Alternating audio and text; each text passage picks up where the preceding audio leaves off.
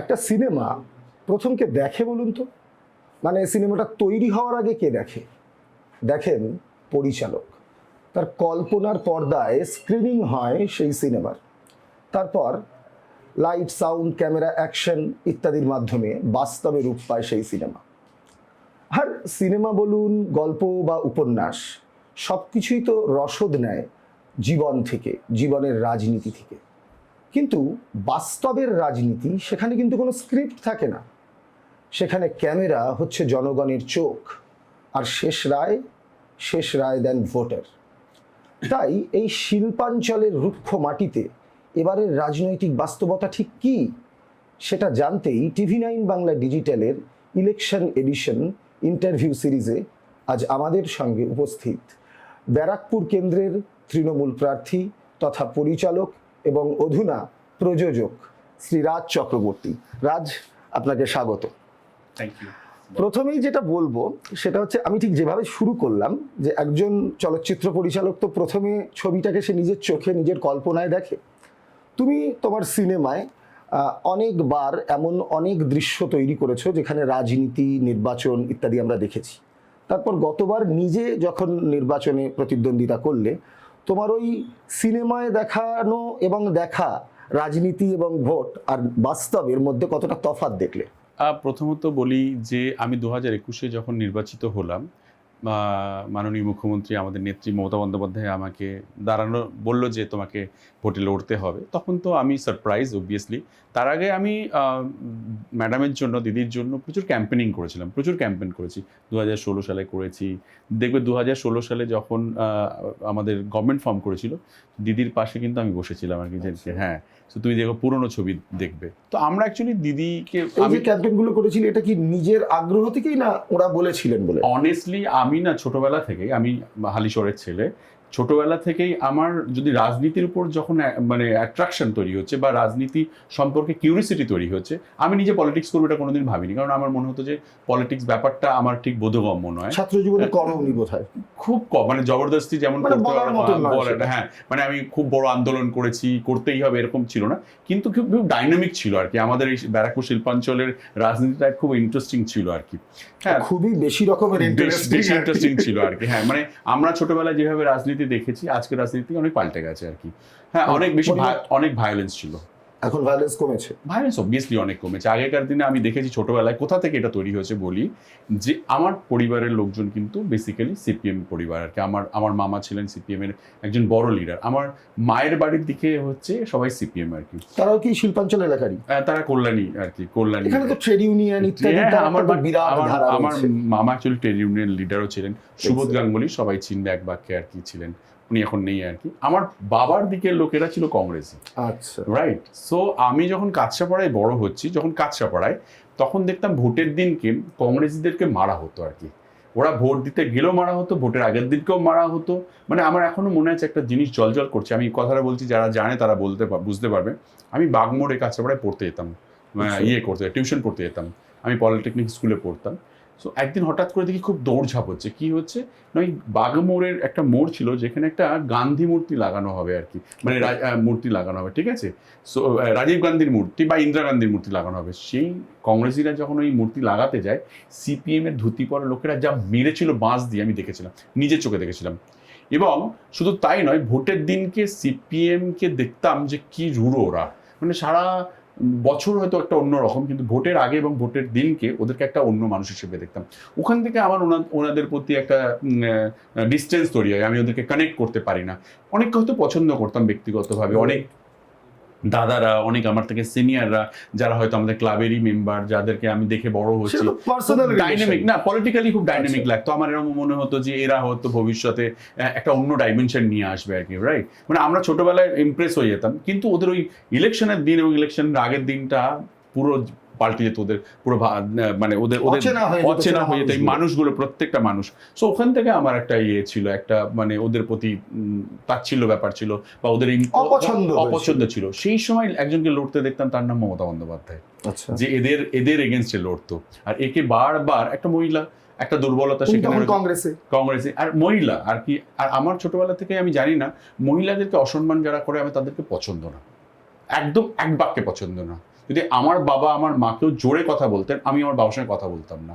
So আমার আমার ডিএনএতেই আছে, আমার ভিতরে রন্ধে আছে মহিলাদেরকে মানে ছোট করে কথা বলা বা অন্য কাউকে ছোট করে কথা বলা, তাকে ছোট দেখানো, আমার এগুলো একদম পছন্দ না। সেটা আমার মমতা বন্দ্যোপাধ্যায়ের প্রতি একটা দুর্বলতা তৈরি হয়। আগে থেকেই তোমার মধ্যে তৈরি ছিল। ওনার প্রতি এবার তুমি ভোটে কানেকশন হয়ে যায় যে ওনার সঙ্গে আমার কিভাবে পরিচয় হয়ে যায়, বড় হই, আমার কলকাতায় আসা, আমার একটা অন্যরকম পরিচিতি, আমি থিয়েটারের ছেলে, আমি সিনেমা জগতে আসা, আমি অভিনয় করতে আসি, সেখান থেকে ডিরেকশনে আসি, সেখান থেকে ওনার সঙ্গে পরিচয় হয়ে যাওয়া, এবং তারপরে অনেক ঘটনা আছে, সেগুলো মানে বোঝাতে পারবো না আর কি। উনি হয়তো সবার সঙ্গে ওরকমভাবে আপন করে নেন আর কি।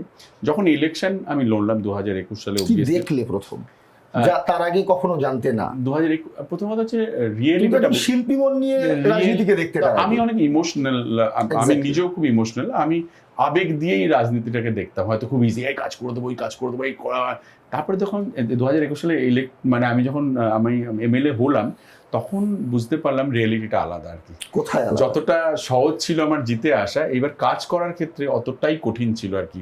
মানে মানুষের, আমরা বলি না যে মানুষের পাশে দাঁড়াবো, মানুষের সমস্যার সমাধান করব, এটা বলাটা খুব সহজ, ওটা করাটা খুব কঠিন। তোমার একটা ভিশন থাকতে হবে, তুমি একা তো করতে পারবে না, তোমার সঙ্গে একটা বড় টিম লাগবে। কিন্তু এক্ষেত্রে তো তোমার একটা বাড়তি সুবিধা রয়েছে, তার কারণ তুমি রাজ্যের শাসক দলের বিধায়ক। না না, মানে বিধায়ক হলেই হবে না, প্রশাসন তোমার পক্ষে থাকবে, সব ছিল, সব আমার পক্ষে। ধরো আমি বিএন বসে বোসের একটা কোনো সমস্যা নিয়ে গেছি হসপিটালে, সঙ্গে সঙ্গে মাননীয় মুখ্যমন্ত্রী আমাকে 2 কোটি টাকা দিয়ে দিয়েছে, বলে তুমি ডেভেলপ করো। একটা রাস্তার প্রবলেম রয়েছে, মানুষের সঙ্গে সঙ্গে 22 কোটি টাকা দিয়ে দিয়েছে।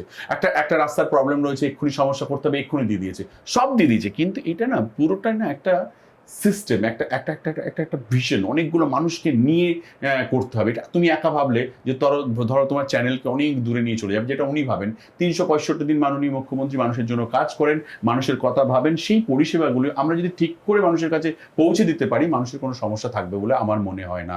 এবার সমস্যাটা কোথায় হয়? সমস্যাটা হয় যে একটা মাঝখানে গ্যাপ তৈরি হয়, সেই গ্যাপটা হচ্ছে পূরণ করাটাই হচ্ছে আসলে রাজনীতি। সেই শুধু এটা হচ্ছে বিরোধীদের সঙ্গে লড়াই করে না, নিজের সঙ্গে নিজের লড়াই, সিস্টেমের একটা গ্যাপটা কোথায় তৈরি হয়? গ্যাপটা কিসের? গ্যাপটা তৈরি হয় যে কমিউনিকেশন গ্যাপ, মানে জনগণের সঙ্গে বিধায়কের, জনগণের সঙ্গে বিধায়ক না, জনগণ খুব ইনোসেন্ট, বিধায়কের সঙ্গে বিধায়ক আর একটা টিম। ধরো তারপরে তো আমাকে একটা জিনিস নিয়ে যেতে হবে, ধরো একটা রাস্তা হবে, ধরো টেন্ডার হয়ে গেছে, টেন্ডার কেউ একটা পেয়ে গেছে, কাছে তো তাকে করতে হবে, তাকে 100 বার ফোন করে যাচ্ছি, তুমি কখন করবে কখন করবে কখন করবে, সে টেন্ডার নিয়ে চুপ করে বসে আছে, কাজটা করছেই না। ধরো একটা 2 কোটি টাকার কাজ বিয়ের বসে, ধরো এক্সিকিউশন, ধরো আমি বলছি যে যেটা ধরো 3 মাসে 4 মাসে বা 5 মাসে হওয়া উচিত, সেটা 1 বছর ধরে হচ্ছে। আমার যদি 1 বছরের কাজটা যদি 6 মাসে হতো, তাহলে আমি 6 মাস পরে আর একটা ফান্ড আনতে পারতাম। সো অনেক ইজি হতো ব্যাপারটা। এটা কি প্রশাসনিক দীর্ঘসূত্রিতা?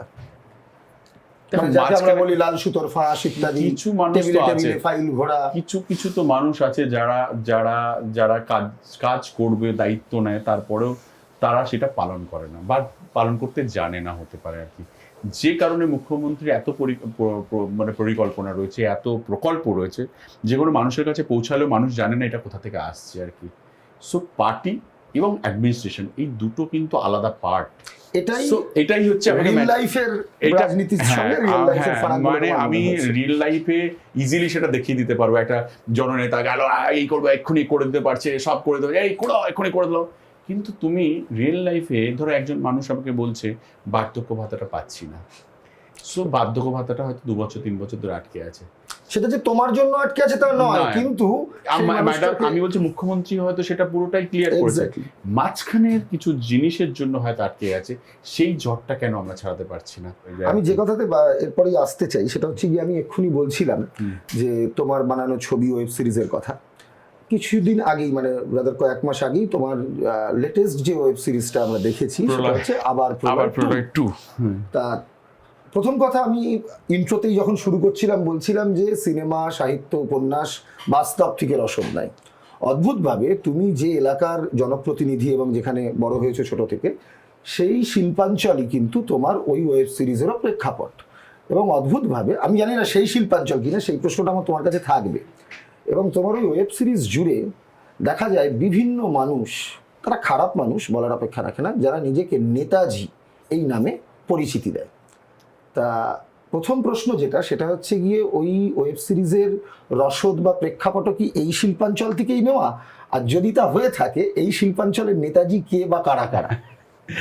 সো বেসিক্যালি অবভিয়াসলি আমি এখানকার ছেলে, আমি এখানে থিয়েটার করে বড় হয়েছি। আমি আবার একটু কলোনিয়াল কালচার যেটা হয় সেটাতেই আমার আমার অ্যাট্রাকশন। হ্যাঁ, কলোনির culture, colonial culture. Colonial culture, okay. ঠিক আছে, আমার ফেভারিট সিনেমার নাম হচ্ছে সিটি অফ গড। ঔপনিবেশিক যে সংস্কৃতির কথা আমি তুমি আমি বলছো। আমা- আমি আমি সত্য আমার খুব ফেভারিট ছিল। আমরা ভিডিও হলে গিয়ে দেখতে দেখতে দেখেছিলাম, আর ওই চেন দিয়ে মারামারি হয়েছিল আর কি সাইকেল থেকে। সো আমরা এখানে বড় হয়েছিলাম, আমাদের মধ্যে তখন দেখতাম। তোমার এই ভালো লাগাগুলো তোমার বানানো ছবিতেও প্রতিফলিত হয়। আমি যা দেখতে পারো চরিত্র আমি সবকটাকে দেখেছি। আমি যখন থিয়েটার করি তখন আমাদের স্যাররা বলতেন যে তুমি যদি ভালো অভিনেতা হতে চাও বা একজন ভালো প্রযোজনা বা ডিরেক্টর হতে চাও থিয়েটারের জন্য, তাহলে প্রচুর মানুষকে অবজার্ভ করতে হবে, কারণ তুমি যে মানুষটাকে অবজার্ভ করবে সেই মানুষটাই তোমার গল্পের চরিত্রে উঠে আসবে আর কি। সো আমার যত সিনেমা আছে তুমি যদি দেখো, কোথাও না কোথাও আমার চরিত্রগুলো দেখা তোমার এবং ফার্স্ট হ্যান্ড এক্সপেরিয়েন্স সেখানে এসেছে। এক্স্যাক্টলি। এক্ষেত্রেও তার মানে আমরা ধরে নিতে পারি মোটামুটি তোমার অবচেতনে একটা ব্যারাকপুর শিল্পাঞ্চলই গল্পটা উঠে শুনে এসেছে। হয়তো যেখান থেকে তোমার সোনার দোকানে ডাকাতি। আমি যখন ব্যারাকপুরে আসি তখন এসে এখানকার মানে আবার যখন ফিরে আসি তখন এখানে একটা ঘটনা ঘটেছিল ব্যারাকপুরে, যখন আমাদের এখানে একটা সোনার দোকানে ডাকাতি হয়েছিল এবং একটি বাচ্চা ছেলে মারা গেছিল তার বাবাকে বাঁচাতে গিয়ে। তার বাড়িতে গেছিলাম আর কি। তারপর থেকে এই ডাকাতিটা বাড়ছিল। তখন প্রশাসনের সঙ্গে আমরা কথা বলছিলাম, তখন দেখছিলাম পুরো এই ডাকাতি হয় পুরোটাই একটা জেলের ভিতর থেকে আর কি। সেটা বিহার হতে পারে, নানা রকম জায়গায় জেলের ভিতর থেকেই সব থেকে বেশি ক্রাইম হয় আর কি। এবং যারা ক্রাইম করে তারা সব থেকে বেশি সেফ থাকে জেলের মধ্যে। এবং ওখানে বসে তার একটা র্যাকেটকে এবং পরিচালনা জেলের করে। বিষয়ে বসে আমিও জানি, আমাকে কেউ বলে না, আমি সেখানে সবার প্রথম যেটা হচ্ছে ক্রাইমটাকে জিরো করার চেষ্টা করছে। কিন্তু একটা সেটা কি পেরেছো? হ্যাঁ। এখনো তো আর না, আমরা দেখি যে না, ব্যারাকপুরে গুলি।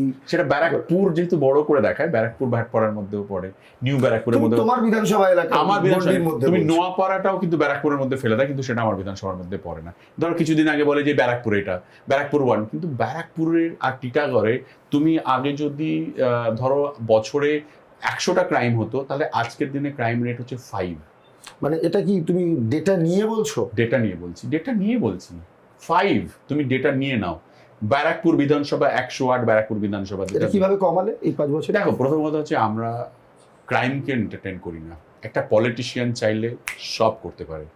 ক্রিমিনালরা একটা জিনিসেই বিশ্বাস করে, আমি যে ক্রাইম করে জেলে যাব আমার কিন্তু একটা বিপদজনক দিক আছে যে না। সমস্ত জায়গায় তৃণমূল ক্ষমতায় এবং সেখানে ক্রাইম হয়, তার মানে কিন্তু সেখানকার নেতারা সেটাকে এন্ডোর্স করে। শোনো, যদি তোমার একজন ক্রিমিনাল ক্রাইম করে তখনই যখন ভাবে যে তাকে ছাড়িয়ে দেওয়ার লোক আছে। আমার এখানে একটাই বলা আছে প্রশাসনকে, ক্রাইম করলে তাকে তুলে নিয়ে যান, যা কেউ ছাড়াতে আসলে আমাকে ফোন করবেন। তোমার কোনো ফোন তাদের কাছে যাবে না? আমার ফোন যাবে না, কেউ ফোন করলে তাকেও আমি বুঝে নেবো সেটা। শোনো, তুমি যদি চাও তোমার শহর ভালো রাখতে, তুমি পারো, কিছুটা হলে তো পারো। কিন্তু রাজনীতি করতে গেলে তো এইসব লোকেদের না না দরকার হয়, যারা দরকার একদম আগেকার দিনে দরকার হতো, অপরাধ করে আর কি। সিপিএম এর সময় দরকার লাগে। হতো, সিপিএম এর সময় দরকার হতো, কারণ আগে বুথ লুটটার ব্যাপার ছিল। এখন বুথ লুটতে হয় না, কাজ করে মানুষের ভোটে জিততে হয়। মমতা বন্দ্যোপাধ্যায় 2021 সালে এসেছিল ভোট লুট করে নয়, মানুষের ভোটে জিতে এসেছিল। এবারও এত কিছুর পরেও মমতা বন্দ্যোপাধ্যায় এসআইআর করে সবকিছু করার পরেও মমতা বন্দ্যোপাধ্যায় চতুর্থবারের জন্য আরো শক্তিশালী হয়ে মুখ্যমন্ত্রী হয়ে আসবেন মানুষের ভোটে জিতে, তুমি দেখে নিও। সো বেসিক্যালি দরকার হয় না কোনো ক্রিমিনালকে, দরকার হয় না কোনো ক্রাইমের, দরকার হয় না। রাজনীতি করতে গেলে আজকের দিনে মানুষের জন্য রাজনীতি করো, মানুষের কাজের নিরিখে রাজনীতি করো, আদারওয়াইজ করো না। শোনো, কেউ সেটা পছন্দ করে না। একটা দল, ধরো কেউ একটা ক্রাইম করছে, সেটা দলের জন্যই খারাপ। কোথায় হচ্ছে কি হচ্ছে আমার জানার দরকার নেই, কিন্তু আমার এখানে হবে না। কে ক্রাইমকে অ্যালাউ করে, কে ক্রাইমকে অ্যালাউ করে, তার ব্যাপার। আমি একরকম রুচি নিয়ে বড় হয়েছি। আমার মানসিকতায় আমি কোনোদিন, দেখো, আমি একটা জিনিসে বড় হয়েছি যে তোমার ভালো করতে না পারলে আমি তোমার ক্ষতি করবো। আমি যদি তোমার একটা কোনো ক্ষতি করে দিই, বস, আমি তো রাতে ঘুমাতে পারবো না। আমি তো ওরকম একটা জায়গা থেকে আসিনি। তোমার ক্ষতি কর, আমার সঙ্গে যদি আমার বিরোধী ধরো যে দাঁড়িয়েছে তার সঙ্গে আমার পলিটিক্যাল লড়াই হতে পারে, বাকযুদ্ধ হতে পারে, কিন্তু কখনোই বোমগুলির যুদ্ধ হবে না। ভালো মানুষ হওয়াটা খুব গুরুত্বপূর্ণ, খুব ইম্পর্টেন্ট। ছোটবেলা থেকে এটাই শিখে বড় হয়েছি। সো আমার মনে হয় মানুষ ওটাই দেখে যে তুমি কতটা ভালো, তুমি কে, তুমি কি পারো, তুমি কিভাবে কথা বলো। বুঝলাম। এবং তুমি বললে যে এই ব্যারাকপুর শিল্পাঞ্চলই তোমার ছবিতেও হয়তো প্রতিফলিত হয়েছে, কিন্তু নেতাজিটাকে নেতা রিয়েল লাইফের নেতাজি কারা? বুঝে নাও, নেতাজি যারা এই এই শিল্পাঞ্চল, যেটা ঐতিহাসিক একটা শিল্পাঞ্চল, এখানে রাজ এত এত চক্রবর্তী তো যা বলে দিল তাতে রাজ চক্রবর্তী বা তার দলের কেউ নেতাজি নিশ্চয়ই নয় একটা নাকি? বিখ্যাত বিখ্যাত জায়গা এটা, এটা এই ব্যারাকপুর, এখানে এত বিখ্যাত মানুষের জন্ম হয়েছে। তুমি যাও আমার এখানে স্টেশন থেকে লালকুটি অবধি, সেখানে আমি পেন্টিং এ সব দেওয়া আছে, আমাদের কৃষ্টি, আমাদের সংস্কৃতি, আমাদের মহাপুরুষদের সমস্ত তুমি যাও করা আছে ঘোষপাড়া রোডের মধ্যে। কিন্তু আমাদের এখানে নেতাজি যে কালচার, নেতাজি কালচার, সেটা ব্যারাকপুরে একজনই করেছিলেন, তার নাম হচ্ছে অর্জুন সিং। এই অর্জুন সিং বা এদের মতো মানুষদের জন্যই আজকে আমাদের শহর ব্যারাকপুরের নাম বদনাম সেটা একটা হয়েছে। বড় সময় তোমার দলে ছিল রাজ, যে দলেই ছিল, তোমার দলে থাকে যে দলেই ছিল, যে দলেই ছিল, যার দলেই থাকুক, যে দলেই থাকুক, যে ক্রাইম করেছে সে ক্রাইম করেছে। তোমার দলে ছিল, তোমার দল থেকে বেরিয়েছে, আবার তোমার দলে এসছে, আবার সেখান থেকে বেরিয়েছে। সেটার উত্তর আমার কাছে নেই, কেন এসছে, কেন গেছে, কিভাবে তাকে টিকিট পাননি বলে চলে গিয়েছে। সেটা তারা বড়রা বলতে পারবে। পরে ফিরে এসেছিলেন কিন্তু ব্যবসা। তুমি দেখো এবারে নোয়াপাড়াতেও উনি হাঁটবেন খুব বড় ভাবে। মানুষ এই ধরনের মানুষদেরকে পছন্দ করে না, মানুষ ক্রাইম পছন্দ করে না। 2026-এ দাঁড়িয়ে মানুষ শান্তি চায়, মানুষ দুবেলা দুমুঠো পেট ভরে খেয়ে শান্তিপূর্ণভাবে বাঁচতে চায়। সোশ্যাল মিডিয়ার যুগ এখানে, এখনকার দিনে যারা ক্রাইম করবে সাধারণ মানুষ কোনোদিনই অশান্তি চায় না। আগেকার দিনে সবচেয়ে বেশি আগেকার দিনে ক্রাইম করে পলিটিক্স হতো, এখনকার দিনে পলিটিক্সটাই মানুষের কাজ করাটাই একটা পলিটিক্স। এবার একদম রাজ, তোমাকে তোমার কেন্দ্রে নিয়ে প্রশ্ন করি, এবং সিনেমা ওয়েব সিরিজের বাইরে একদম রাজনীতি নিয়ে পুরো আলোচনা। না, কিন্তু আমার গল্পের রাজনীতি অর্জুন সিং নয়, অবভিয়াসলি নীরজ সিং। এটা একটা কাল্পনিক চরিত্র, অবভিয়াসলি। মানে সেটা অর্জুন সিং এর ছায়া নয়? না না না, অর্জুন সিং অবভিয়াসলি অর্জুন সিং কে নিয়ে যদি কোনোদিন ছবি করি বা ওর একটা সিনেমার উপাদান আছে কিন্তু। হ্যাঁ, অবশ্যই আমার ইন্টারেস্টিং চরিত্র মনে হয় অর্জুন সিং কে, ভীষণ ডাইনামিক ক্যারেক্টার, অবভিয়াসলি। ওর সঙ্গে আমি তো চেয়েছিলাম ও এখানে দাঁড়ালে ইলেকশনটা আরো ইন্টারেস্টিং হতে পারতো আর কি। সো আমি চেয়েছিলাম, আমি সেটা বলেও ছিলাম যে যদি উনি এখানে দাঁড়ান তো ভালো হয়।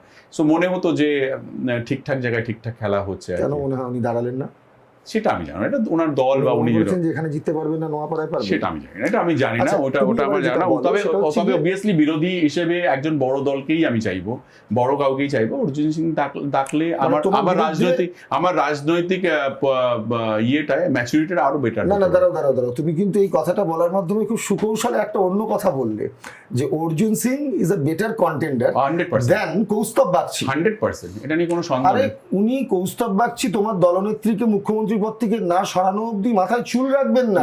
উনি এতটাই বোকা, এতটাই সিরিয়াস, উনি এতটাই বোকা, এতটাই ডাম যে এরকম একটা প্রতিজ্ঞা করে উনি সারা জীবন একটা সুন্দর মুখটা, আমি চুলওয়ালা মুখটা দেখেছি, এত মিষ্টি দেখতে মুখটা, কিন্তু সেটা তুমি বলতে পারো না, এটা তো একটা সিম্বলিক প্রতিবাদন। আর সে ঠিক আছে, ও প্রতিবাদ এক সময় তোমাদের দলে ছিল রাজন্যা, সেও মাথায় একটা স্কার্ফ না কি সব এখন ব্যবহার করে। আমি রাজন্যার ব্যাপারে একজন মেয়ে, তো আমি রাজন্যার ব্যাপারে আমার স্কার্ফ বাদে মোস্টলি আমি দেখছি একটা ভিডিওতে ওর কোনো জটা বা কিছু একটা হয়েছে। আমি দেখো ওর ব্যাপারটা তো জানি না। কৌস্তব বাবুর ব্যাপারটা কিন্তু পরিষ্কার। তুমি বলছো কৌস্তব বাবু সহজ প্রতিদ্বন্দ্বী।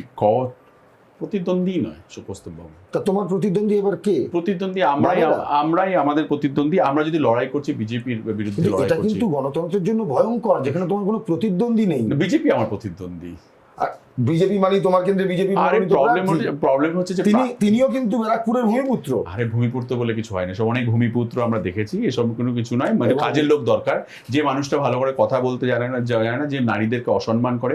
আরো একটা জিনিস আমার মনে হয়েছিল ওনার মিস্টার বাগচির জন্য, যে উনি মমতা বন্দ্যোপাধ্যায় যে কদর্য ভাষায় উনি কথা বলেছিলেন, যের জন্য উনি ন্যাড়া হয়েছিলেন আর কি, তখন উনি কংগ্রেসে ছিলেন মোস্ট প্রবাবলি। সো বেসিক্যালি একজন যেই বিরোধী নেত্রী হতে পারে, বিরোধী অন্য কেউ হতে পারে, মহিলা তো আমার কাছে মনে হয় যে যেই হোক, উনি কংগ্রেসে যেরকম তুমি বললে, তখন তৃণমূলের তরফ থেকে অধীর চৌধুরীর কন্যার আত্মহত্যা ইত্যাদি নিয়ে কিছু কথাবার্তা বলা হয়েছিল। তার প্রেক্ষিতে উনি তখন অধীর চৌধুরীকে ডিফেন্ড করতে গিয়ে তুমি যে প্রসঙ্গটা বলতে চাইছো সেই প্রসঙ্গে অধীর চৌধুরীর মেয়ে নিয়েও যদি কেউ অধীর চৌধুরীর মেয়েকে নিয়ে যদি একটা মেয়েকে নিয়ে কেউ যদি বাজে কথা বলে, সেও অন্যায় করেছে। তার মানে আমি সেটাই করবো? না না, সেটা তো তুমি ধরো আমি তোমাকে বাজে কথা বললাম, আমি I am the bad person, তুমি কি আমাকে বাজে কথাই বলবে? আই ফর অ্যান আই তো কখনোই হতে পারে না। তো আচ্ছা এবারে So, আমি যেটা তাহলে বলবো- তাহলে তুমি কি করে মনে করো যে তুমি শোনো আমার না, নেত্রীকে না, তুমি- আমার মনে করার তুমি- কিছু নেই, না, আমি আমি তোমায় বলছি, জিজ্ঞেস করছি, আমার তুমি বলেছো আমার অর্জুন নেত্রীকে সিং হলে বেটার ফাইট হতো, উনি দাঁড়ালে মানে যিনি এখন তোমার প্রতিদ্বন্দ্বী, তুমি অবশ্য প্রতিদ্বন্দ্বীও মানতে রাজি নও, কিন্তু ফর্মালি তো তিনি তোমার প্রতিদ্বন্দ্বী বটেই, ইভিএম এ তো তার নামই থাকবে, হ্যাঁ। তুমি তাকে খুব একটা প্রতিদ্বন্দ্বী হিসেবে নম্বর দিচ্ছ না, তাই তো? আমি বিজেপির বিরুদ্ধে লড়াই করছি, কিন্তু আমি কৌস্তব বাগচিকে নিয়ে খুব একটা ওরিড নই। আমার মনে হয় যে ঠিক আছে, উনি কি তোমায় নিয়ে ওয়ারিড? সারাক্ষণ তো আমাকে নিয়ে কথা বলেন উনি, আমি শুনেছি আর কি কথা যাই হোক, বলছেন উনি। তুমি হ্যাঁ। কিন্তু এই মানে গত এবং আমি তোমাকে বলে দিচ্ছি, উনি বলেছেন যে দেখো কি হবে, সুনামি হবে আর কি, ভোটের সুনামি হবে। সো আমি এটাই মনে করি যে ভোটের সুনামি তো হবে, উল্টো দিক থেকেই হবে, এবং ভেসে যাবেন উনি এমনভাবে। কিন্তু আমরা কি হয়, জলে ভেসে গেলে চুল ধরে বাঁচাই, তাই তো? কিন্তু ওনার তো চুল নেই, কি করে আমরা বাঁচাবো সেটা আই ডোন্ট নো বেসিক্যালি। তো তো কিন্তু লড়াইটা বিজেপির সঙ্গে, বিজেপি যারা বাংলার জন্য একদম মানে একদম এই দলটা বাংলার জন্য নয়, বাংলার কৃষ্টি বোঝে না, বাংলার ইমোশন বোঝে না, বাংলার কালচার বোঝে না, যারা মহিলাদেরকে অসম্মান করে, এবং এই দলটা খুব দাম্ভিক অহংকারী, যারা সংবিধান পাল্টাতে চায়। এই দলটা যদি কোনো ভুলবশত বাংলায় চলে আসে, তাহলে এই বাংলাটার বাংলা থাকবে না, বংলা হয়ে যাবে। তখন এই বংলা কিন্তু সামলানো প্রবলেম হয়ে যাবে।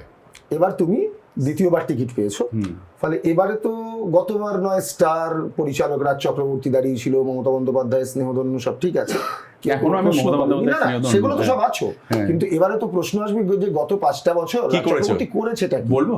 বলো। হ্যাঁ, প্রথমত হচ্ছে আমি ভোটে জেতার পরে এখানে ঘোষপাড়া রোড, যেটার অনেক বড় সমস্যা ছিল, সেটা 22 কোটি টাকা দিয়ে ঘোষপাড়া রোডটা করেছি। 1 2 এটা একটা ঐতিহাসিক মানে শহর। এটা এমএলএ ল্যাডের টাকা থেকে? মানে তোমার যে এমএলএ ল্যাড তো আর কয়টা আচ্ছা, নয়, সেই এটা- এমএলএ ল্যাডও বলছি, আমি কি করেছি সেটাও বলছি। আমার এত পৃষ্ঠা হয়েছে যার জন্য এটা লিফলেট করতে পারছি না বলে আর করিনি। কেন করতে পারছো না কেন? এত বেশি না বললে লোকে ভাববে যে ও, বলছি আচ্ছা, আর আচ্ছা, আচ্ছা, আমি ভাবলাম বোধহয় 22 কোটি টাকা। ফান্ডিং নেই বোধহয়, সেই জন্য না, 22 কোটি টাকা আমার এমএলএ ল্যাড বলবো নাকি পুরো? না, আগে কি কাজ করেছো বলো। 22 কোটি টাকা দিয়ে আমি ঘোষপাড়া রোড করি, সেটা ইমিডিয়েটলি এসে।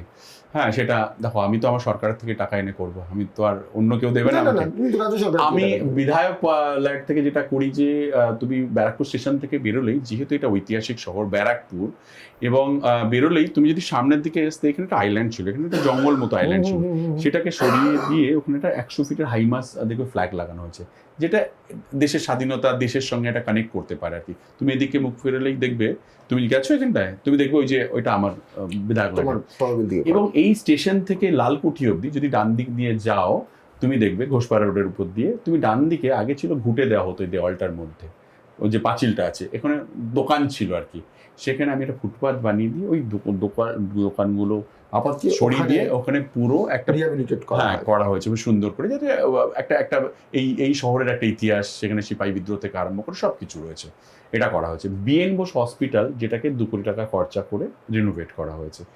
বিধায়ক তহবিল থেকে গান্ধী মূর্তি চিড়িয়ামোড়ে যখন আসলে, ওখানে একটা আইল্যান্ড ছিল, যেখানে একটা আগে ট্রাফিকের ইয়ে ছিল, একটা বুথ মতো ছিল, সেটাকে সরিয়ে দিয়ে ওখানে খুব সুন্দর করে একটা গান্ধী মূর্তি, দেখো 16 ফিটের একটা গান্ধী মূর্তি বসানো হয়েছে, সেটা বিধায়ক লাইন থেকে।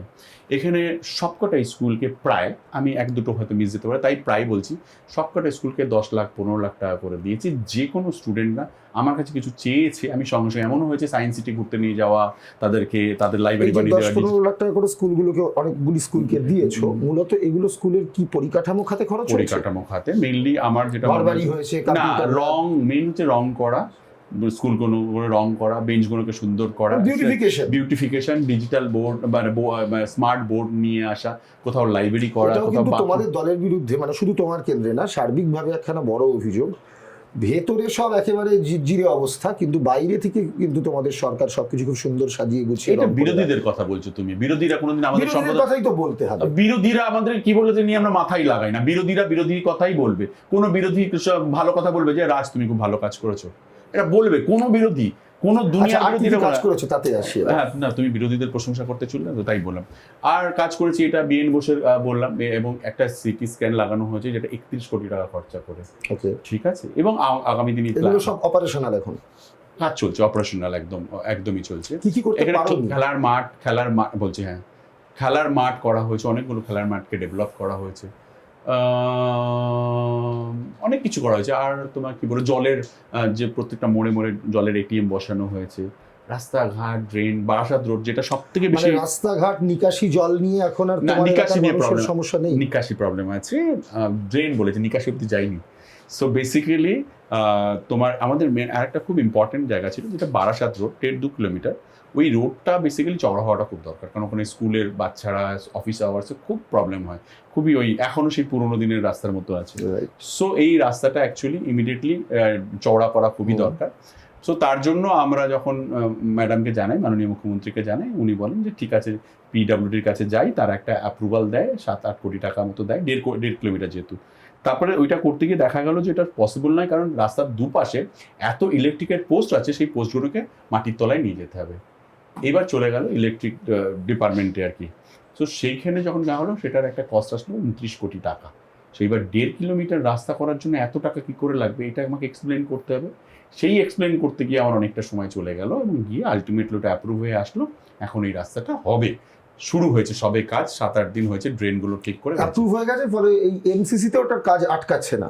না, অনেক আগে হয়ে গেছে, আগে মানে ওই গেছে। ধরো 1.5-2 মাস আগে হয়ে গেছে, ইলেকশনের আগে। এগুলো হয়েছে, তুমি বিটি রোড দিয়ে আসলে তার এক্সটেনশন হয়েছে, চওড়া হয়েছে, আগে শুরু ছিল সোদপুর অব্দি, সেগুলো হয়েছে। স্কুলের বললাম, এগুলো হয়েছে, খেলার মাঠ, লাইট এগুলো তো লাগানো। যেগুলো পেরেছো, হ্যাঁ, যেগুলো করা হয়নি এখনো?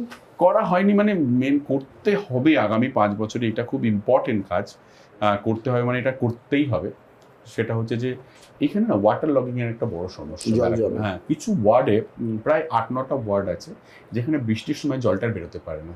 তার একটা বড় কারণ হচ্ছে যে কল্যাণী এক্সপ্রেসওয়ে, যেটা আগে জলটা আমাদের এদিক থেকে গিয়ে ওই খালে বেরিয়ে যেত, এখন কি হচ্ছে, কল্যাণী এক্সপ্রেসওয়ে উঁচু হয়ে গেছে, দুপাশে ড্রেন হয়েছে, শহরটা নিচু হয়ে গেছে। এর একটা প্রপার মাস্টার প্ল্যান চাই, এবং মাস্টার প্ল্যান একটা হয়েছে, সেই মাস্টার প্ল্যানটাকে প্রযোজ্য করা, মানে এক্সিকিউট করতে হবে। এই সমস্যাটা শুধু তোমার কেন্দ্রে নয়, আশপাশের কয়েকটা বিধানসভা মিলিয়েই তো এই সমস্যাটা। হ্যাঁ, মানে আমি আমার বিধানসভার কথা বলছি। মানে মাস্টার প্ল্যান যেটা হবে হ্যাঁ, সেটা তো শুধু তোমার কেন্দ্রে করলে হবে না, অনেক, এটা পুরো ব্যারাকপুর জায়গাটাকে জুড়েই নিয়ে হবে করতে আমি শুনেছি, নাহলে তো কিন্তু কোনো লাভ হবে না। আমাদের ব্যারাকপুরের ধরো 10টা ড্রেন লাগলে এক্ষুনি আমরা করে দেবো, কিন্তু মাস্টার প্ল্যান না হলে আমরা এই জলটাকে বের করতে পারছি না, যেহেতু ওটা উঁচু হয়ে গেছে।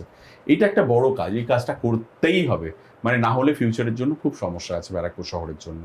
এবং বর্ষাকালে মানুষের যে যে অসুবিধাটা হয়, সেটা আমরা নিজের চোখে দেখেছি, এবং এই কাজটা সেটা এতদিন করা যায়নি কেন? চেষ্টা করেছি, হয়নি। কেন মানে হয়নি? ফান্ডের সমস্যার জন্য হয়নি, বা এক্সিকিউট হয়নি, বারবার বলা হয়েছে হয়নি, বাট হওয়া দরকার আছে, ইমিডিয়েটলি হওয়া দরকার আছে, এটা একটা কাজ। এক্ষেত্রে তো এমপি লেডেরও কিছুটা সাহায্য পেলে ভালো হয়। এমপি আমাদের এমপি দিয়েছে, আমাদের রবীন্দ্র যেটা আমাদের টিটাগড়ের রবীন্দ্র ভবন যেটা আছে, বহু পুরনো, যেটা নষ্ট হয়ে পড়ে আছে, তোমার সেটাকে। এমপিও তো আবার তোমার, মানে তুমি তার পরিচালক। এমপি আমাদের পরিচালক না না, মানে রাজনীতিতে। রিয়েল লাইফে। হ্যাঁ, আমাদের এমপি কে যেটা বলি আমরা, এমপি সেই কাজটা আমাদের সঙ্গে থেকে করে। এমপি কমিউনিকেশন থেকে আরম্ভ করে যে কোনো সমস্যায় মানুষের পাশে সঙ্গে সঙ্গে দাঁড়ায়, পার্থভূমিক। এবং এমপি ল্যাড থেকে যা যা দরকার হয়, এমন একটা রাস্তা কোনো সমস্যা হয়েছে, এই করে দাও এক্ষুনি। পার্থবাবুর পুরোটা সমর্থন তুমি পাও সব কাজে আর কি? উনি আমাদের সবাইকে সমর্থন করেন, শুধু আমাকে নয়, যে কোনো বাইরের মানুষের কোনো সমস্যা হলে পার্থবাবু সমর্থন করেন। পার্থবাবু অনেক বেশি দাদার মতো লাইক, আমার মনে হয় পলিটিশিয়ান এরকমই হওয়া উচিত। হ্যাঁ, দাদাগিরি নয়, দাদা হওয়া উচিত, ঠিক আছে? বেসিক্যালি এবার আর দুটো সমস্যা আছে, দাদা সমস্যাটা বলে নিতে মানে যেটা করা হয়নি। হ্যাঁ, বিএন বোসের আরো এক্সটেনশন দরকার, আইসিইউ দরকার, আরো বেড বাড়ানো দরকার।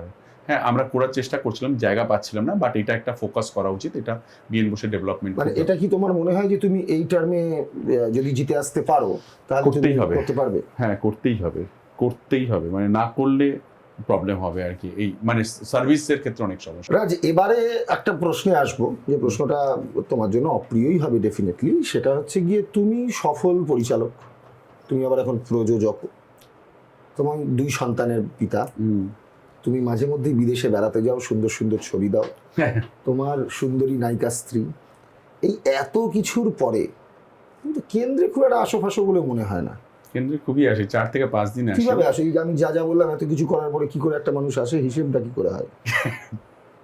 দেখো, সবার বাড়িতেই সুন্দরী বউ থাকে, তার একটা সুন্দর পরিবার থাকে, আর আমি একদমই পুরোপুরি একজন ফ্যামিলি ম্যান।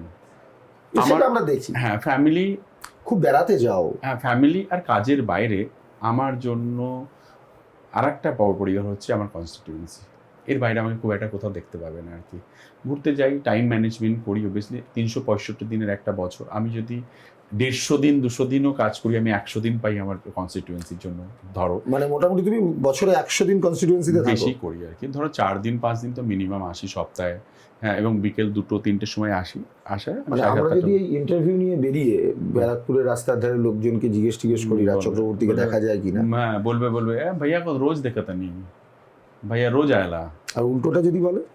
বলতে পারে, 2-1জনও বলতে পারে যে আমাকে হয়তো দেখেনি, যে হয়তো অনেকেও আমাকে এটাও বলতে পারে যে আপনাকে তো আমার পাড়ায় আজকে দেখলাম, আগে তো দেখিনি। আমি হয়তো পাড়ায় সাইকেল নিয়ে ঘুরে বেড়াই না বা বাইক নিয়ে ঘুরে বেড়াই না, কিন্তু পাড়ার কোনো সমস্যা হলে সমস্যাটা সবার প্রথম সলভ করার দায়িত্বটা আমি নিই। তারকা রাজ চক্রবর্তী কেন্দ্রে আসেন না এটা বলা যাবে না। আজকে আর তারকা নেই, প্রথমবারে 2021-এ যখন এসেছিলাম তখন তারকারা।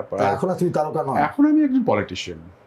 আমি তৃণমূলের একজন বিধায়ক এবং আমি একজন পলিটিশিয়ান। গতবার জিততে গিয়ে অবশ্যই মমতা ব্যানার্জির ইমেজ, দলের নাম, প্রতীক তো ছিলই, প্লাস তোমার এই তারকা ইমেজটাও তো ডেফিনেটলি একটা রোল প্লে করেছিল গতবারের নির্বাচনে। মেবি আই ডোন্ট নো, এবারে আর সেই ইমেজটার খুব একটা প্রয়োজন তোমার নেই। আমি রাখতেও চাইনি। আমাকে সবাই একজন পলিটিশিয়ান হিসেবেই দেখুক, আমি চাই।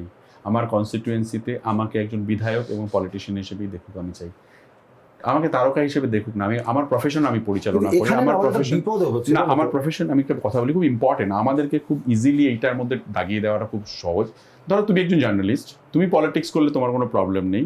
ধরো তোমাদের প্রফেশনের একজন তো পলিটিক্সে এসছে, আমি তাকে পলিটিক্যাল হিসাবেই দেখবো। কেন আমি একজন জার্নালিস্ট পলিটিক্স করলে খুবই সমস্যা আছে? না, সবাই করতে পারে। না, পলিটিক্স করার অধিকার সবার আছে। একজন সমস্যাটা কোথায় আমি তোমায় বলছি, আমি তোমাকে দিয়ে উদাহরণটা দিচ্ছি। জার্নালিস্ট অব্দি যেতে হবে না, বললেই তুমি বুঝতে পারবে। তুমি রিসেন্টলি একটা ছবি করেছো যেখানে ছাত্র রাজনীতি, ক্যাম্পাসে মৃত্যু ইত্যাদি বিভিন্ন বিষয় দেখা গিয়েছে। তুমি বিশ্বাস করো, তোমার প্রচুর সিনেমা যা প্রচুর মানুষ দেখেছে, অত্যন্ত মানে তাদের ভালো লেগেছে, হাততালি দিয়েছে, প্রযোজক টাকা ফেরত পেয়েছে, কিন্তু এই ছবিটা দেখে একটা বড় অংশের মানুষ বলেছে এটা হচ্ছে গিয়ে তৃণমূলের এমএলএ রাজ চক্রবর্তীর একটা সুনির্দিষ্ট মানে উদ্দেশ্য নিয়ে বানানো একটা ছবি। এইটা না মুশকিল হয়ে যায় যখন তুমি সিরিয়াসলি একজন পলিটিশিয়ান। এবার আমি বলি যে মানুষের ভাবনাকে তো আমি আটকাতে পারবো না। ভাবনাটা কি ভুল? তুমি বলি, আমি বলতে দাও আমাকে, যে মানুষের ভাবনাকে আমি বদলাতে পারবো না। মানুষ কিভাবে ভাবছে, কেন ভাবছে, সেটা তার ব্যক্তিগত ব্যাপার।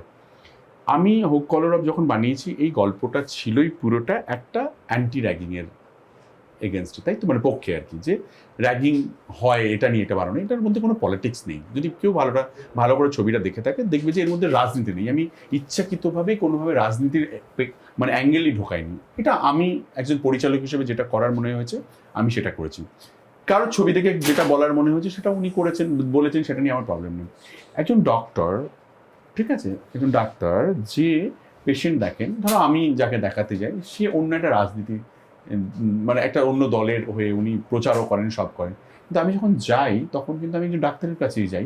আর উনি যখন আমাকে দেখেন একজন পেশেন্ট হিসেবে দেখেন। আমি কখন কিন্তু জাজ করি না যে আমি একজন ধরো সিপিএম বা একটা বিজেপির ডাক্তারের মানে প্রফেশন ডাক্তারের কাছে যাচ্ছি যে আমাকে হয়তো ভুল ট্রিটমেন্ট করবে, আমার মাথাতেই আসে না। বা ধরো একজন টিচার, সে টিচার হয়তো একটা অন্য রাজনীতির দলের হয়ে প্রচার করে, ধরো একটা দলে দাঁড়ায়ও, কিন্তু আমি তার কাছে পড়তে যখন যাচ্ছি তখন কিন্তু আমার মাথায় এটা আসছে না, কারণ আমি ইনসিকিওর নই। যখন আমি ইনসিকিওর হয়ে যাচ্ছি, যখনই আমার এই মানুষটা বা এই দলটাকে পছন্দ হচ্ছে না, তখন এই দলের প্রত্যেকটা মানুষ এবং তাদের সম্পর্কে নোংরা কথা বা ওই মানসিকতাটা পৌঁছে দিচ্ছি। কিন্তু জেনে রাখো যে ধরো কিছু সংখ্যক মানুষ দেখছে না, আবার অনেক সংখ্যক মানুষ তো দেখছে, তুমি তাকে তো ইগনোর করতে পারো না। যে সংখ্যক মানুষ আমার ছবিটা দেখছে না, আমাকে না দেখেই দাগিয়ে দিচ্ছে, এভাবে আমাকে জাজ করছে, আমি তাদেরকে তো কিছু বলতে পারি না, কিন্তু আমার যারা দেখছে তাদের প্রতি আমার পুরো সম্মান রয়েছে। সো আমি একজন পরিচালক হই, মানে আমার প্রফেশন এন্টারটেনমেন্ট বিজনেস, রাইট? আমি এইটা আমার বিজনেস, এটা আমি করেই যাব। সেখানে কেউ দেখবে না, কেউ তার মত পোষণ করবে, কেউ মত পোষণ করবে না, কিন্তু তার সঙ্গে আমি রাজনীতিরও লোক, এটা নিয়ে কোনো সন্দেহ নেই। এবার পুরোটা সেটা নিয়ে নয়, তুমি সবই ঠিক বললে। মানে এখানে চিকিৎসকের উদাহরণটা খুব একটা খাটে না, তার কারণ আমি বলছি কেন আমাদেরটাই খাটতে হবে কেন? না সংস্কৃতি, শিল্প, হ্যাঁ। এগুলোর সঙ্গে রাজনীতির যে সম্পৃক্ততা, চিকিৎসা বিজ্ঞান, সেটা একদম একটা সারা জীবন ভোর সুনির্দিষ্ট বিষয়। সারা জীবন ভোর থেকে মানুষ বলা হয় রাজনীতিতে- শিল্পীর রাজনীতির কথা, এবং এটা খুব বৃহৎ অর্থে শিল্পী রাজনীতি মানুষ আমরা জবে থেকে জন্মেছি তার আগে থেকে দেখে আসছি বড় বড় শিল্পীরা কোনো না কোনো রাজনৈতিক আমি দলের এটাই হয়ে- বলছি, আমি এটাই বলছি যে- তার মানে আমি সৌমিত্র চট্টোপাধ্যায় সিনেমা দেখিনি না না না না না, দেখতে তো অবশ্যই হবে। তাহলে? আমার না, আমি বক্তব্যটা মৃণাল তা সেনের না। ছবি আমার দেখিনি। বক্তব্যটা তা না, আমার বক্তব্য হচ্ছে গিয়ে শিল্পের রাজনীতি বা শিল্পীর রাজনীতি সেটা তো একটা বৃহত্তর রাজনীতি, কিন্তু তোমাকে যে অভিযোগে অভিযুক্ত করা হচ্ছে সেটা হচ্ছে পার্টিজান পলিটিক্স, মানে তুমি একটা দলীয় এজেন্ডার প্রতিফলন না, ঘটিয়ে না, না, ফেলেছো। না, এইটা এইটা তো- বৃহত্তর রাজনীতি আর কে পার্টিজান বলছে? পলিটিক্স কে বলছে? একাংশের দর্শক যারাই তোমার অন্যান্য সিনেমা দেখে না না না, অত্যন্ত যারা খুশি হয়েছে, যারা আমাকে এইভাবে দাগিয়ে দিচ্ছে তারা আমাকে পলিটিক্যালি দেখছে তাই দাগিয়ে দিচ্ছে। সেই Very দেখাটা easy। ঠিক নয় তুমি বলছো। একদমই ঠিক নয়। আমি শোনো একটা তুমি মানুষের- যখন এই চশমাটা খুলে, মানে আমি যদি মানে কাল্পনিক ভাবে ধরি, এই চশমাটা, কালো চশমাটা যেটা পরে আছো, এটা পলিটিশিয়ান রাজের চশমা, এটা খুলে তুমি ওই সিনেমাটি দেখলে তোমার বানানো, তোমার মনে হবে একদম সব ঠিকঠাক আছে, 100% আমি তো জানি, আমি অনেস্ট অ্যাবাউট মাই প্রফেশন। কিছু করার নেই আমি রাজনীতি। আমি আমি আমার আমার আমার আমার প্রফেশনের প্রতি আমি অনেস্ট, আমি আমার কাজের প্রতি অনেস্ট। তুমি আমার পলিটিশিয়ান হয়ে গেছো। আমার অনেস্ট না না না, আমার অনেস্টির প্রমাণ আমাকে কারোর কাছ থেকে নিতে হবে না certificate. I know who am I. আমি জানি আমাকে কিভাবে আমার আমার আমার কাজ করতে হবে। আমি আমার মতো করে কাজ করবো, এটা জার্নি, লাইফের জার্নি, আমার মতো করে যাব। কে কি বলছে, কি কি ভাবছে, তাতে যদি আমি রাজ চক্রবর্তী এখন 100% আমি পলিটিশিয়ান, পলিটিশিয়ান, 100% আমি পলিটিশিয়ান, এটা আর বলে আমি দিতে হবে ম্যাচিওর না, এই পলিটিশিয়ান। তোমার উত্তর বলে দিচ্ছে, ঠিক আছে? না না, বাট এইটুকুনি বলতে পারি যে দেখো, আমি দর্শন দেখো ওর উপরেই ডিপেন্ড করে। কিছু মানুষ থাকে যারা সোশ্যাল মিডিয়ায় পলিটিক্স করে, কিছু মানুষ থাকে যারা রাস্তায় নেমে পলিটিক্স করে। আমি মনে করি যাদের পলিটিক্স করতে হবে, যারা পলিটিক্যাল কথা বলতে হবে, তারা রাস্তায় দাঁড়িয়ে পলিটিক্স করুক, তারা মাঠে নেমে পলিটিক্স করুক। আমরা ছোটবেলা থেকে রাজনীতি দেখে এসেছি, রাস্তায় নেমেই যারা পলিটিক্স করছে তাদেরকে দেখে এসেছি। সোশ্যাল মিডিয়ায় বিপ্লবীদের কোনো দাম নেই, কোনো ওই কে কি বললো এক ঝাঁক গিয়ে বলে আসলাম, এগুলো কিছু এসে যায় না, এদের ভ্যালুও নেই আমার মনে হয়। এবং আমার মনে হয় যে আমি কখনো, মৃণাল সেন একদম কঠোর একজন বামপন্থী ছিলেন, কিন্তু আমার তার সিনেমা সব থেকে ভালো লাগতো। আমি তো বললাম আমি কোনোদিন বামপন্থী সমর্থন ছিলাম না, কিন্তু বামপন্থী লোকজনদেরকে আমার পছন্দ হতে পারে কিছু ব্যক্তিগতভাবে। আমি এরকম অনেক বামপন্থী, বিশেষ করে শিল্পে তো তুমি বামপন্থীদের বাদ দিয়ে ভাবতেই পারবে না আমাদের রাজ্যে বা আমাদের দেশে, সেটা পৃথিবীতে সেটা সামগ্রিকভাবে। পারসেপশন, সেটা পারসেপশন ক্রিয়েট করা আছে। মানে বামপন্থী ছাড়া যে শিল্পী হতে পারে এটা বাজে কথা। ডেফিনেটলি আছে, আর একজন শিল্পী বামপন্থী হতে হবে নট নেসেসারি, কিন্তু আমি সেটাও বলছি না। আমি বলছি আমার রাজ্যে তো আমি বামপন্থী দেখেই বড় হয়েছি। সবার মধ্যে একটা তো কোথাও একটা কমিউনিস্ট মেন্টালিটি আছে, কোথাও আছে, হালকা হালকা ঢুকে আছে। তো আমরা যেখানেই কথা বলি রাজনীতি নিয়ে চর্চা হলে তো আমরা এন্ড অব্দি চলে যাবো। আমি হয়তো মানুষের পক্ষে হওয়া মানে একরকম কমিউনিস্ট, আমি হয়তো স্টেলিন, লেনিন বা মার্কস নিয়ে কথা বলবো না, কিন্তু পলিটিক্স নিয়ে কথা বলবো আর কি, ঠিক আছে?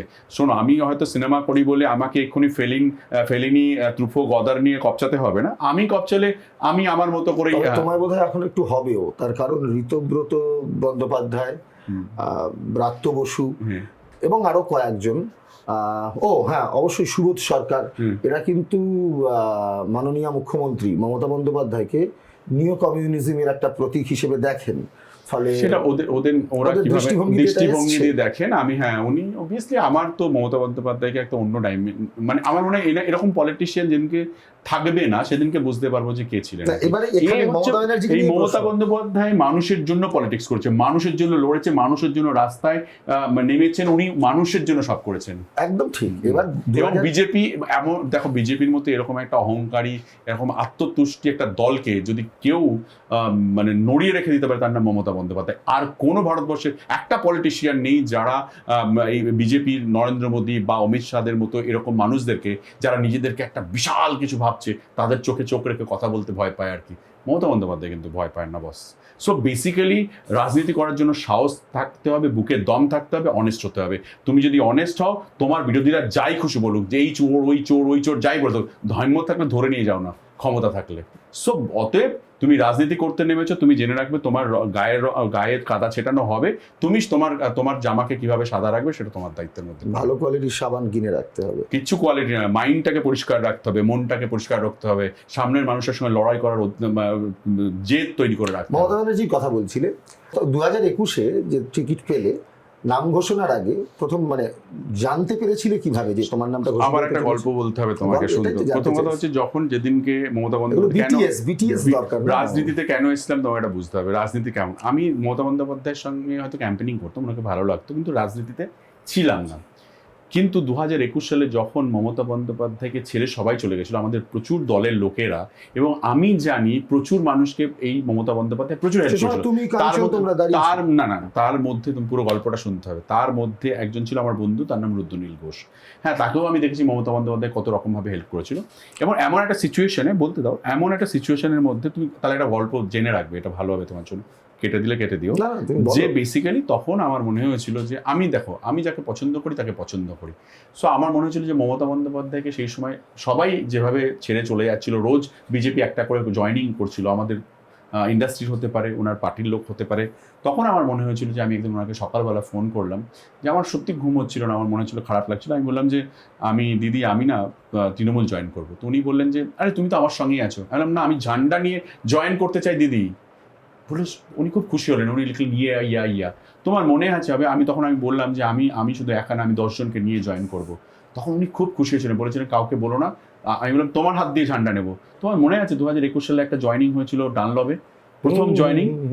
আমরা একটা গাড়ি নিয়ে গিয়ে ওইখানে, কেউ জানতো না, কোনো জার্নালিস্ট থেকে যায়নি, জুন, সায়নী, সবাই এই টিমটাকে পুরো আমি গাড়িতে নিয়ে বলেছিলাম যে চল আজকে জয়েনিং হবে। বলে কারণ দিদির সঙ্গে আজকে জয়েনিং কেন করবো? বললাম আজকেই জয়েনিং হবে, ফ্ল্যাগ নিয়ে জয়েনিং করতে হবে। সায়নীর ওই কন্ট্রোভার্সিটা হয়েছিল, ওই শিবলিঙ্গের কন্ট্রোভার্সি। তখন সায়নী যেটার পরে FIR হলো, ইত্যাদি হলো। অনেক আগে হয়ে গেছিল, অনেক আগে হয়ে আমি গেছে। যতদূর মনে করতে পারছি, ওটা অনেক আগে। হুগলির একটা কোনো সভা থেকে সায়নীর হয়ে মমতা বন্দ্যোপাধ্যায় প্রথম বলেছিলেন যারা বাচ্চা মেয়ে ওকে কিরকম ভাবে বলেছিল, কোনো একটা মনে হয় কোনো একটা চ্যানেলের কোনো একটা শোতে গেছিল, সেখানে কিছু একটা তথাগত বাবুর তথাগত রায় বলেছিলেন, কিছুর সঙ্গে একটা ঝামেলা বলেছিল। তখন ওকে আমার মনে আছে আমি ফোন করে ওকে সিকিউরিটি দিয়েছিলাম, ওকে বলেছিল কিছু একটা করবে, আমি ম্যাডামকে বলে ওনার সিকিউরিটি ব্যবস্থা এই প্রসঙ্গটাই সভা থেকে আমি ম্যাডামকে বলি যে সায়নী বলে একটি মেয়ে আছে, এই ব্যাপার। ও এবং দেবলীনা দত্ত, ওকেও বলেছিল, ওকেও সিকিউরিটি দিয়েছিলাম আর কি। ও কিছু একটা গোমাংস খাওয়া নিয়ে কিছু একটা বলেছিল, সেই সব নিয়ে বিজেপির উপর অ্যাটাক করেছিল, ওই দুজনকে মমতা বন্দ্যোপাধ্যায় সিকিউরিটি দিয়েছিল। তখন আমি এদেরকে নিয়ে যাই, এরা কেউ জানতো না যে আমাকে জয়েন করতে হবে। কাঞ্চনকেও ডেকে বললাম গাড়িতে উঠিয়ে যে আজকে জয়েনিং আছে, করবে ইয়েস অর নো। যদি আজকের দিনে জয়েনিং না করো, ওইসব দিদি বলা চলবে না। সবাই বললো গেল। শুনে না গল্পটা খুব ইন্টারেস্টিং। গেলাম, গাড়িতে বসে আছি, দিদি হেলিকপ্টার থেকে নামলো, আমাকে ফোন করলো, সোজা উঠলাম, উঠে ওই জয়েনিং হয়েছিল, জমির ছবিগুলো দেখে নেবে। কাট টু, এবার বললো যে তোমাদেরকে লড়তে হবে ভোটে। আমরা বললাম দিদি আমরা প্রচার করব, কোনো ভোটে লড়ার দরকার নেই। বললো না, এবার ভোটে লড়তে হবে। আমি তখন বলেছিলাম যে আমাদেরকে এমন জায়গায় লড়ান যেখানে সব থেকে টাফ এবং যেখানে হারবো। তখন বলেছিল কেন তুমি এই কথা বলছো? আমি বলেছিলাম যে আমাদের হারা জেতায় কিচ্ছু যায় আসে না, কিন্তু তুমি বলেছো লড়তে, আমরা লড়বো, কিন্তু টাফ সিট দাও। তখন উনি বলেছিলেন যে ব্যারাকপুর নাও তুমি। সো এটা ছিল আমাদের জার্নি পলিটিক্সে। দারুণ গল্প। হ্যাঁ, এই গল্প আমরা কোনোদিন বলিনি। এই গোটা পর্বটা যে সময়টার গল্প বললে 2021 সালে ইলেকশনের এক মাস আগে, এই গোটা ফেজটাতে মানে তুমি যোগাযোগ করলে মুখ্যমন্ত্রীর সঙ্গে আরো 10 জনকে নিয়ে গেলে, তারপর ক্যান্ডিডেট হতে গেলে, যা বললে, এই গোটা গল্পটার মধ্যে কোথাও অভিষেক ব্যানার্জি ছিলেন না? হ্যাঁ, অভিষেক ছিল। অভিষেক একমাত্র জানতো। অভিষেকের সঙ্গে ম্যাডামের সঙ্গে, দিদির সঙ্গে যখন কথা হয়, বারবার দিদির ছবির দিকে তাকিয়ে ম্যাডাম বলছি, সো দিদির সঙ্গে যখন কথা হয়, তারপরে দিদি বলেছিলেন যে অভিষেককে বলছি তোর সঙ্গে কথা বলে নেবে। সো আমাকে তুই করে বলে। তো আমি ওখানে গেলাম, আর অরূপ দা ছিলেন, মানে এটা ক্যামাক স্ট্রিট অফিসে আমরা প্ল্যানটা করলাম যে যেটা ওই মনে আছে র্যালি। আচ্ছা, এখানে একটু থামাই। এই ক্যামাক স্ট্রিট অফিসটা নিয়ে না আমাদের মনে প্রচুর একটা মানে, কারণ তোমাদের অফিস নিয়ে তো আমাদের অনেক আগ্রহ। তোমাদের অফিসে কি হয়, কে আসে, কে যায়, কে যায়, তুমি আমাদের অফিসে বহুবার গেছো। ক্যামাক স্ট্রিট অফিসটা কেমন বলো তো একটু, মানে কি রকম দেখতে? তোমাদের অফিসের আরে না আমাদের অফিসের মতো সত্যি কি আছে ভেতরে, কি আছে তোমাদের অফিসে? যেমন আচ্ছা, ওটা কি কোনো পার্টি অফিস? তোমায় বললাম না, তোমাদের অফিস যেমন তেমনই আমাদের ওটা কি পার্টি অফিস? এটা আমি জানতে চাই। বললাম তো তোমাদের অফিস যেমন। আরে আমাদের অফিস তারা খবরের কোথায়, ওখানে এত লোকের পার্টির লোকের আসছে, তাহলে কি ওটা পার্টি অফিস? না, সে তো এই তো আমিও তো পার্টির লোকের কাছে এসেছি। ক্যামাক স্ট্রিট একটা দেখো, অভিষেক বন্দ্যোপাধ্যায় যেভাবে রাজনীতিকে দেখে, যেভাবে ও 2026-এর রাজনীতি বা 2021 থেকে রাদার বলবো, এক অন্য অভিষেকের জন্ম হয়েছে। এবং এই অভিষেক আগামী দিন তুমি লিখে রেখে দিও, অনেক পলিটিশিয়ানকে দেখি তো আশেপাশে অনেক বিরোধী, অনেকে হয়তো আমাদের পছন্দের পলিটিশিয়ান ছিল একটা সময়, ওরা যে ভাষায় কথা বলে, যেভাবে বিরোধীদের সঙ্গে কথা বলে, আর অভিষেকের কথা বলার মধ্যে পার্থক্য, বা ওদের অভিষেকের প্রতি দেখবে একটা ইয়াং ছেলে মেয়েদের একটা ভীষণ কানেক্ট করতে পারে। সো অভিষেক এই সময়কার জেনজি পলিটিশিয়ান বলতে পারো আর কি, ঠিক আছে। সো ওর অফিসটা তো ওরকমই হবে, not like our party office আর কি। ও ওখানে ওই অফিসটার মধ্যে ওটা কি অনেক বেশি ডেটা ড্রিভেন একটা সেটআপ, মানে কম্পিউটার ইত্যাদি। এইখানে অভিষেক একটা জিনিসই বিশ্বাস করে যে তোমার পারফরমেন্সই তোমার ফিউচার আর কি, এবং সেই পারফরমেন্সটা বোধহয় খুব নিউমেরিক্যালি ট্র্যাকড হয় সব। মানে এখানকার আমি সব কাউন্সিলর থেকে আরম্ভ করে সবাইকে এটা বলি যে তুমি কি করছো না করছো হয়তো তুমিও জানো না, কিন্তু তোমার ডেটাটা কিন্তু পার্টির কাছে রয়েছে। সো ও ওইটা ওইভাবে দেখে আর কি। ও মানুষের পারফরমেন্স, মানে পলিটিক্স, ও বলে হ্যাঁ তুমি পলিটিক্স করো না, কোনো অসুবিধা নেই, তোমার পারফরমেন্স করো, বাদ বাকিটা আমি বুঝে নেবো। সবাই তো পলিটিক্সে আসে একটা কি বলবো অ্যাম্বিশন নিয়ে আসে, তো সবারই মনে হয় যে আমি আজকে পলিটিক্স করছি, কালকে আমি কাউন্সিলর হব, পরশুদিন চেয়ারম্যান হব, এমএলএ হব, এমপি হব, মন্ত্রী হব। কিন্তু এটা তোমার একটা জার্নি, তুমি যদি ঠিক করে করতে পারো নিশ্চয়ই তুমি হবে। আচ্ছা তুমি তো একজন মানে কত কথা বলছি, কত কথা বলাচ্ছ তুমি আজকে আমাকে। খুব ভালো লাগছে তোমার সাথে কথা বলতে। তুমি আমাকে আসলে যেখানে নিয়ে যেতে চাইছো সেখানে নিয়ে যেতে পারছো না বলে নিয়ে যেতে চাইছি না, আমি তোমার কোথাও নিয়ে যেতে, এখানেই আমরা বসে থাকবো। তুমি যে জায়গায় নিয়ে যেতে চাইছো, একটা অত্যন্ত ক্রিয়েটিভ লোক। মমতা ব্যানার্জির যে ব্র্যান্ড অফ পলিটিক্স আর অভিষেক ব্যানার্জির যে স্টাইল অফ পলিটিক্স, অন্য পলিটিক্স দুটোর মধ্যে ফারাক কি, ডিফারেন্স কোথায়? মমতা বন্দ্যোপাধ্যায় অনেক বেশি ইমোশনাল পলিটিক্স করেন। মমতা বন্দ্যোপাধ্যায় ইমোশনালি মানুষের পালসটা বুঝতে পারেন।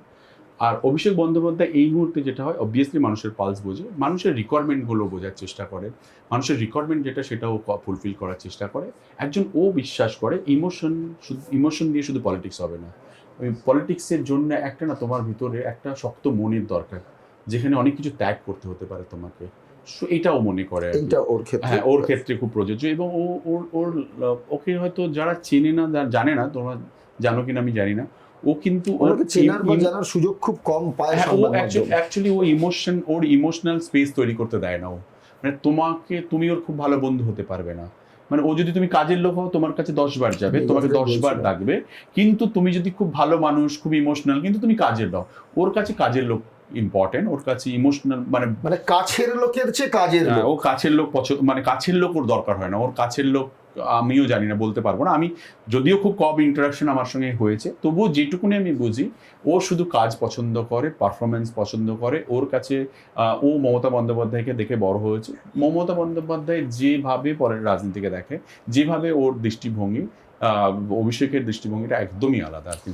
এবং আলাদা দৃষ্টিভঙ্গি, মানে তোমার কি মনে হয় এটা কনফ্লিক্ট হওয়ার জায়গা থাকে? কোনোদিন হবে না। এটা খুব ইন্টারেস্টিং পলিটিক্স। এটা পলিটিক্সের, সেটা হয় না কেন? কারণ ও জানে যে মমতা বন্দ্যোপাধ্যায় কোনটা পছন্দ করেন না, কোনটা পছন্দ করেন না। তোমার একজন মমতা বন্দ্যোপাধ্যায়ের এমন হতে পারে যে একজন মানুষকে খুব পছন্দ করেন, ব্যক্তিগতভাবে তিনি ভালো, ধরো তুমি একজন কেউ ধরো মনে হলো যে তোমাকে একটা ভালো স্পেস দেওয়া উচিত, দিতে পারে উনি ভালো লাগলে আর কি। কিন্তু অভিষেক ব্যানার্জি দেখে নেবে যে তুমি স্পেসের যোগ্য কিনা। এই দুটো পার্থক্য আছে। মমতা বন্দ্যোপাধ্যায় আজকের দিনে দাঁড়িয়ে 2026-এ দাঁড়িয়ে যে ক্যান্ডিডেট লিস্টটা তৈরি হয়েছে, মানে আমার মনে হয়, আমি পুরোটা তোমাকে কনফার্ম বলতে পারবো না, যে কটা ক্যান্ডিডেটকে দাঁড় করা হয়েছে তার একটা অ্যানালিসিস তৈরি হয়েছে।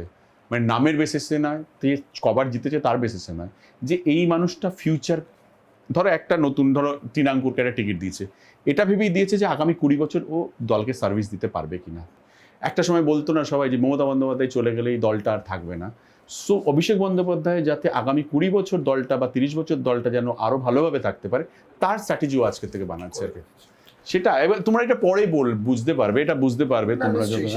হ্যাঁ, এবং ও কিন্তু মানুষের প্রয়োজন বুঝে, মানুষের প্রয়োজন মেটায় এবং প্রয়োজনের জন্য কাজ করেন, আমি তোমায় বলছি। এবং নতুনদেরকে খুব সুযোগ দেয়, ডাইনামিক লোক ছেলে মেয়ে হলে তাদেরকে খুব সুযোগ দেয়, যেমন দিদিও করেন। দিদি অনেক ইমোশনাল, দিদি অনেক এখান থেকে দেখেন, এখান থেকে দেখেন, এটাই মূল পার্ট। হ্যাঁ হ্যাঁ। আইপ্যাক করেটা কি তোমাদের দলে? দেখো আইপ্যাক কি করে সেটাও যদি আমি তোমায় বলে দিই আজকে ক্যামেরার সামনে। আইপ্যাক কি কোনো গোপন কাজ করে নাকি? অবভিয়াসলি গোপন কাজ করেন। আমাদের তথ্য, আমাদের ডকুমেন্ট সমস্ত কিছু পার্টির কাছে যায়। অবভিয়াসলি ওরা ডেটা কালেক্ট করে। তথ্য ডকুমেন্ট জানতে চাইছি না, মানে কি কাজ করে, মানে ওরা নিয়ে যান, মানে ওনারা কি মানে ক্যারি করেন? ডেটা তুমি যেটা বলছো তোমাদের মাইন্ডে যেটা আছে, মানে তোমরা করাপ্টেড মাইন্ডের মধ্যে যেটা আছে সেটা নয়। অ্যাকচুয়ালি ডেটা আমরা এখানে কি হয় যে আইপ্যাকের আগে আমরা এরকম দেখিনি, মানে তৃণমূলেও আগে দেখিনি, কি দেখো 2021 থেকে এই ধরনের একটা তুমি যদি প্রফেশনাল এখনো ভাবো 2001-এর মতো করে 2026 চলবে, তো এখনো কি সেই দূর সেই করে কি তোমাদের জন্যই তো চ্যানেল চলে? সেই জন্য না। তো জানতে চাওয়া হচ্ছে। তোমরা তখন চোখে চোখ, নাকে নাক, কানে নাক, না, মুখে আমরা চোখ, কিসব আমরা- কিভাবে তোমরা এখন বলে? আমরা একদম মানুষের চোখের দিকে তাকাই। না, আইপ্যাক একটা এজেন্সি যারা আমাদের দলের হয়ে কাজ করে, ঠিক আছে?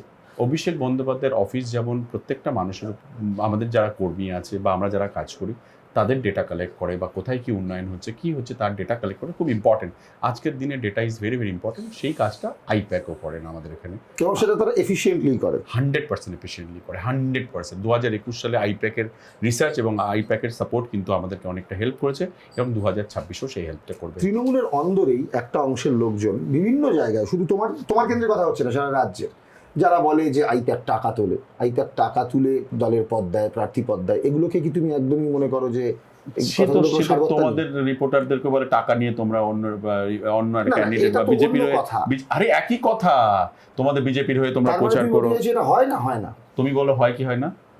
ডেফিনেটলি হয় না, কিন্তু যদি আমাদের কোনো তাহলে জায়গায় হয়ে থাকে সেটা না, খুব দুর্ভাগ্য। না, আমাদেরও তাই হয় না, 100% হয় না। আর কেউ এমন বোকা নয় যে আইপ্যাককে পয়সা দিলে আমার টিকিট বা কোনো কিছু কনফার্ম হবে, সেটুকুনি বুঝবে। আর আইপ্যাক যথেষ্ট কনফিডেন্সিয়াল এবং আইপ্যাক যথেষ্ট ক্যাপেবল, তাই আজকে আইপ্যাক এত বছর ধরে দলে কাজ করছে। নিশ্চয়ই আজ দেখো, আমাকে প্রমাণ করতে হবে না, আমি তো কেউ নই। যারা উপরে সুপ্রিমো বসে আছে তারা অবভিয়াসলি প্রয়োজন আছে বলেই তো নিয়েছেন। হ্যাঁ, আমি হয়তো পলিসি মেকার, এবং তারাও পারফর্ম করতে পারছেন বলে 5টা বছর ধরে রয়েছেন। 100% রয়েছেন, 100% আমাদের দলের জন্য আইপ্যাক খুব ইম্পর্টেন্ট একটা রোল প্লে করে। এবারের ভোটে এসআইআর খুব বড় ইস্যু, তুমি মনে করো? ভেবেছিল বিজেপি, কিন্তু এসআইআর ইস্যুটা আমাদের জন্য এসআইআর তৃণমূলের ফরে যাবে না এগেনস্টে যাবে? পরেই যাবে। ওরা তোমার আমাদের কেন্দ্রে SIR এর প্রভাব এগেন্সে পড়বে? করার চেষ্টা করেছিল, কিন্তু প্রচুর জায়গায় আমরা যখন ক্যাম্পেনিং করছি আমাদেরকে বহু মানুষ বলেছে যে আমার নাম কেটে দিল কেন, আমি 2002 সালে ভোট দিয়েছি, 2024-এ ভোট দিয়েছি, তাহলে আমাদের নামটাকেও সব একটা আতঙ্কে রয়েছে, আতঙ্কে রয়েছে, ভয়ে রয়েছে। আমরা চেষ্টা করছি তাদের পাশে দাঁড়ানোর অবভিয়াসলি, কিন্তু যে কারণে এসআইআর এর নাম কাটার চেষ্টা হয়েছে, যেটা ওদের কনফিডেন্সে এই মার্জিন কেটে দেবো, কিচ্ছু করতে পারবে না। আমরা আরও অনেক বেশি মার্জিন নিয়ে এবার বিধানসভা ইলেকশনে মমতা বন্দ্যোপাধ্যায় অনেক শক্তি নিয়ে চতুর্থবারের জন্য মুখ্যমন্ত্রী হবে। তোমার মার্জিন বাড়বে 3 টাইমস বাড়বে। তোমার গতবার 9,000-এর কাছাকাছি 9,500। 9,500। হ্যাঁ, এবার কিছু না হলো 22 থেকে 24,000 হবে। 22 থেকে 24 লিখলো বা মার্জিন হবে। লিখলো না, এটা আমাদের লিখলো না, দরকার নেই। হ্যাঁ লিখলো না। এই পুরো জিনিসটা যা বললাম, যে মমতা বন্দ্যোপাধ্যায় চতুর্থবারের জন্য আরো বেশি সংখ্যা নিয়ে মুখ্যমন্ত্রী হবে, এটা বলেছেন 2026-এ 226 না, এবং পার্সেন্টেজ অফ ভোট বাড়বে, তোমাকে এটাও বললাম। তুমি দেখে নিও, মিলিয়ে নিও, তোমাদের অন রেকর্ড রইলো তো কি বলছি।